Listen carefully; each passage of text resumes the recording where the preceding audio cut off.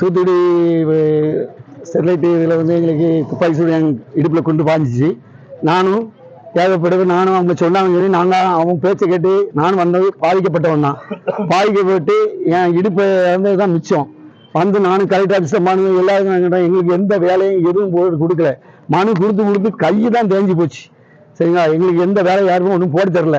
எங்களுக்கு அலை வந்து இந்த அலை தொடர்ந்துச்சுன்னா நம்ம தூத்துக்குடி மக்களுக்கு 20,000 பேருக்கு வேலை கட்டாயம் உண்டு. இந்த அலை தொடர்கிறது எங்களுக்கு நல்லதா. நாங்கள் மழை என்னன்னு தெரியாம தான் நாங்கள் மழை முறை இதே போராட்டத்துக்கு போனோம் தான். சரிங்களா, இப்போ எல்லாமே தெரிஞ்சுதான் இந்த அலை நீங்க தொடர்ந்தீங்கன்னா நம்ம தூத்துக்குடி ஊர் மக்களே செழிப்பாக இருப்பாங்க. 20,000 பேர் வேலை இல்லாமல் தவிச்சுக்கிட்டு இருக்காங்க.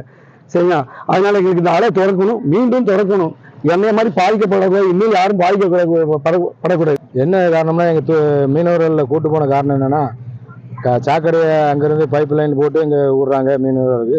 அதனால் அந்த மீன் போகிற வளர்ச்சி உங்களுக்கு கம்மியாகுது, நாசமாகுது.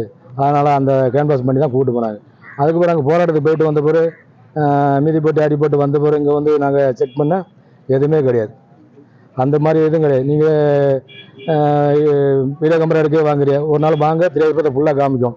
அங்கே ஏதாச்சும் குழாய் போட்டுருக்கா எது போட்டிருக்கான்னு ஆத்தாச்சு காமிச்சவங்க இந்த செர்லைட்டுக்காக விட்டுரும். இந்த செர்லைட்டு திறக்கிறதுக்காண்டி எதுக்கு வாய்ப்பு கொடுக்குன்னா இந்த மாதிரி இதெல்லாம் மூடவரும் பண்ணிவிட்டு அவங்க எங்களை கூப்பிட்டு போயிட்டாங்க. அதனால் எந்த குழாயும் போடலாம் வாங்கலை. ஆனால் செர்லைட்டு திறக்கிறதுக்கு கலெக்டர்கிட்ட மனு கொடுக்க வந்திருக்கோம்.